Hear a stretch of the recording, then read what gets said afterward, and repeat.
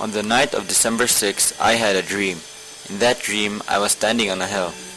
As I looked down, it was as blue as the sea, but it isn't water. It seemed like crystal, unblemished and sparkling. Scattered here and there were buildings that were so magnificent. I began to think, if I could have any one of these buildings for my boys, how happy would they be? I then saw great numbers of people, some walking, some sitting, all radiantly happy. Some were singing, some playing instruments, and it was obvious that they had the same pleasure hearing the others as they did for themselves. Suddenly, there appeared an army of boys. Dominic was its head, followed by priests and brothers.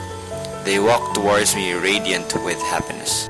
There shone an intense brilliant light shining from their eyes with faces of peace and contentment.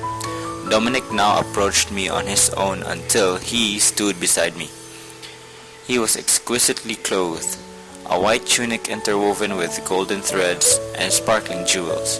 Around his waist, a broad red sash. Around his neck, a necklace with flowers made up of precious stones. His hair was crowned with roses, which completed the effect of his appearance. "Where am I?" I asked. "You are in a place of happiness," he replied. "Why is that you take precedence over the others?" I asked again. The meaning of what it was dawned to me, and I hastened to say, "Speak to me of the past, present, and the future of our work, and of my dear sons." Dominic then replied, "With regard to the past, your congregation had done much good. Look at what is written over the entrance to that garden." I looked and saw written, "All those there are Salesians, or those who have been educated by you and your sons, or who in some way or other have been sent on the way to God and their salvation made really possible. Count them if you can, but they would be many, many more still, if only you have greater faith and confidence in God." Dominic then gave me a bouquet of flowers and instructed me, "Make sure that all your boys have these and that they defend these fearlessly against anyone who would try to take it from them. These flowers represent the virtues and qualities which your boys need in order to be able to live for God.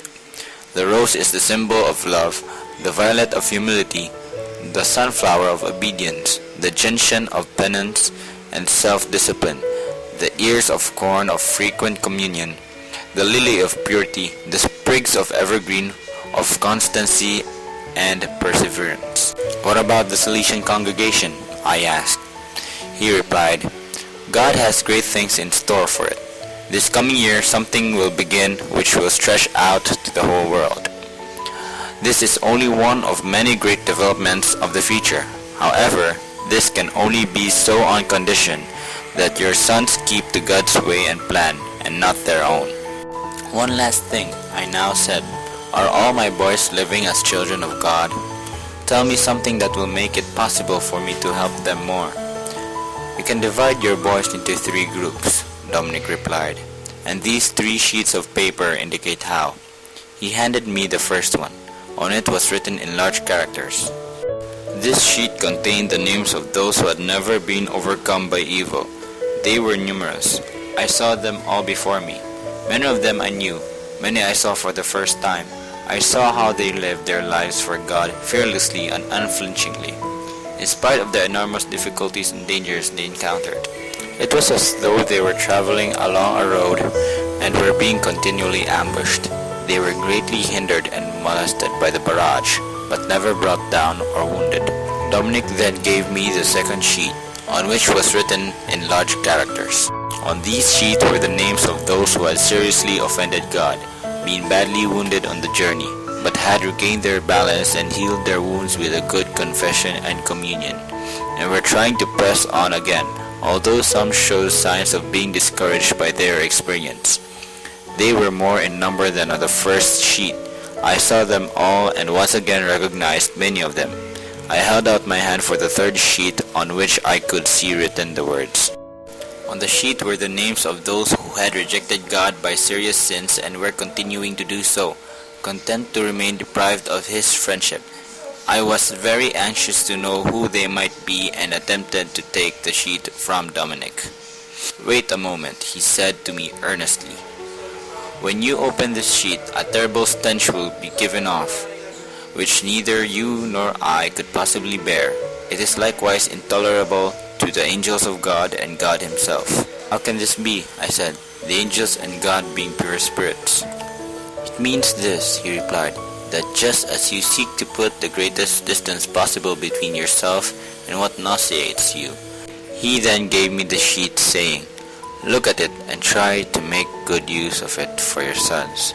Never forget the bunch of flowers and try hard to make sure that all have one and never let it go. So saying, he receded from me into the others who were grouped behind him. I unfolded the sheet. I did not see any names, but in a flash I saw before me all those whose names were written. I looked at them with a heavy heart. The majority of them I knew. They belonged to the oratory or other of our schools. Many of them were normally regarded as good boys and some even as being among the best, such they were far from being. When the paper was unfolded, there arose from it such a horrible stench that I was completely overcome. My head throbbed agonizingly, and I began to vomit so violently that I thought I must die. Everything became dark, and the vision was no more. A piercing flash of lightning tore across the sky, and as its frightening crash of thunder reverberated in my ear, I awoke trembling with fear. The stench was still present in my room, clinging to the walls and furniture, and remained there for several days. Thus repugnant to God is the very name of those who reject him and surrender themselves to the horrors of self-indulgence. Whenever the memory of that stench comes back to me, I am seized anew with pain and nausea, and I can with difficulty prevent myself from vomiting. I have spoken with some of the boys whose names I saw written on the lists, and I know for certain that what I saw in the dream is only too true.